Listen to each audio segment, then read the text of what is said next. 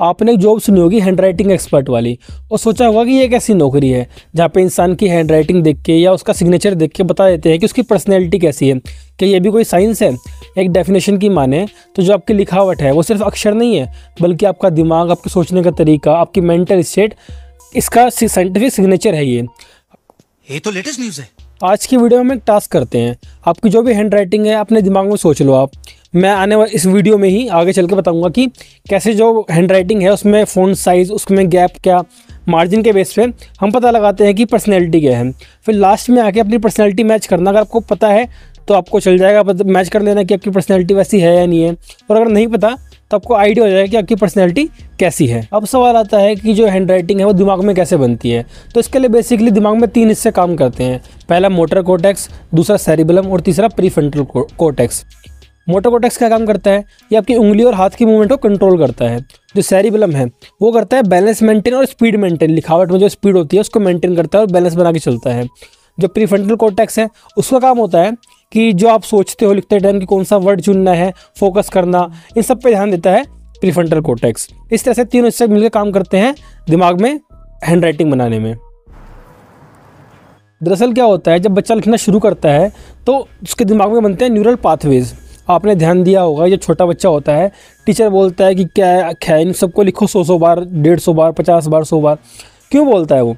इसलिए बोलता है कि बार बार लिखने से क्या होता है, जो न्यूरल पाथवे है ना वो स्ट्रॉन्ग हो जाते हैं, जो सर्किट है वो स्ट्रॉन्ग हो जाता है। इसके स्ट्रॉन्ग होने से क्या होता है, जो फिंगर्स की मूवमेंट है ना, माइक्रो मूवमेंट, कि क्या लिखने पे कौन सा अक्षर कहाँ पे, माइक्रो मूवमेंट जो माइक्रो सेल्स काम करती हैं वो फिक्स हो जाती है और यहाँ से बनती है मसल मेमोरी।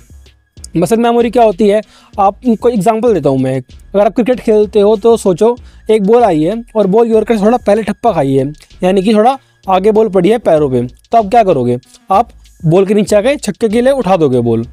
ये क्या है? मसल मेमोरी है। आपने सोचा नहीं, बस आपने वो कर दिया। ये बार बार खेलने से हो गया।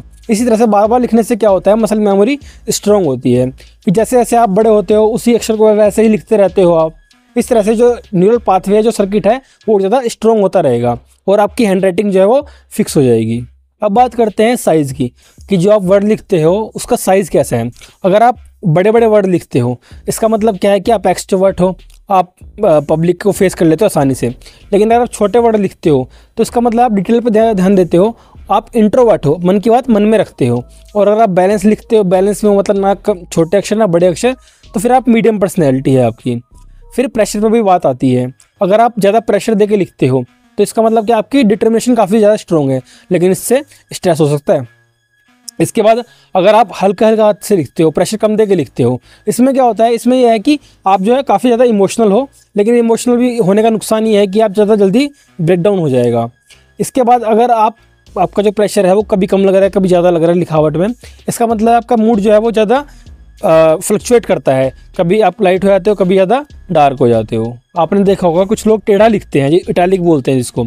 तो अगर वो राइट में झुका है अक्षर का, इसका मतलब वो बंदा जो है जो लिख रहा है वो ज़्यादा एक्सप्रेसिव है, वो अपने इमोशन को बाहर एक्सप्रेस करता है, लेकिन वो इमोशन में आकर डिसीजन लेता है।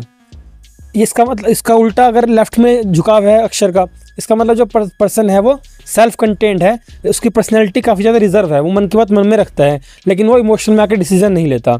और कोई भी झुकाव नहीं है, यानी कि आप बिल्कुल सीधा लिखते हो, इसका मतलब आप लॉजिकल हो, स्टेबल हो और आप प्रैक्टिकली सोचते हो। फिर अब बात करते हैं गैप की। जैसे आप देखा होगा आपने, कुछ लोग वर्ड्स के बीच में बहुत गैप रखते हैं। ज़्यादा गैप रखने का मतलब क्या है कि वो जो इंसान है जो लिख रहा है वो लोगों से ज़्यादा गैप रखता है। कम गैप मतलब डिस्टेंस कम है वर्ड्स के बीच में, इसका मतलब वो जो इंसान है वो बॉन्डिंग अच्छी रखता है। अब आपने देखा कुछ लोग मार्जिन छोड़ते हैं, लेफ्ट में मार्जिन होता है ना छोटा सा, और राइट में जो लोग छोड़ते हैं। अगर लेफ्ट में इंसान ज़्यादा मार्जिन छोड़ रहा है, इसका मतलब है कि उसका दिमाग जो है वो पास्ट में अटका हुआ है। और अगर राइट में ज़्यादा मार्जिन छोड़ रहा है, इसका मतलब है कि वो फ्यूचर में हेजिटेट कर रहा है, यानी कि वो चिंता में है फ्यूचर को लेकर अपनी। अगर आपकी लिखावट में स्पीड ज़्यादा है, इसका मतलब क्या है कि आप जल्दी डिसीजन लेते हो। और अगर आपकी स्पीड कम है, इसका मतलब आप केयरफुल हो और काफ़ी ध्यान से लिखते हो। ध्यान से लिखने का मतलब क्या है कि आप बहुत सोच समझ के लिखते हो, डिसीजन आपके बहुत सोच समझ के होते हैं। ठीक है, इस तरह से एक कंबाइंड पर्सनैलिटी बनाओ अपनी इस वीडियो में के हिसाब से, और मैच करो कि क्या आपकी वही पर्सनैलिटी है। और अगर नहीं पता तो आपको चल जाएगा पता अपनी लिखावट से कि आपकी पर्सनैलिटी कैसी है, और बताना मुझे कमेंट बॉक्स में। बाकी मिलेंगे नेक्स्ट वीडियो में, तब तक के लिए जय हिंद, जय भारत।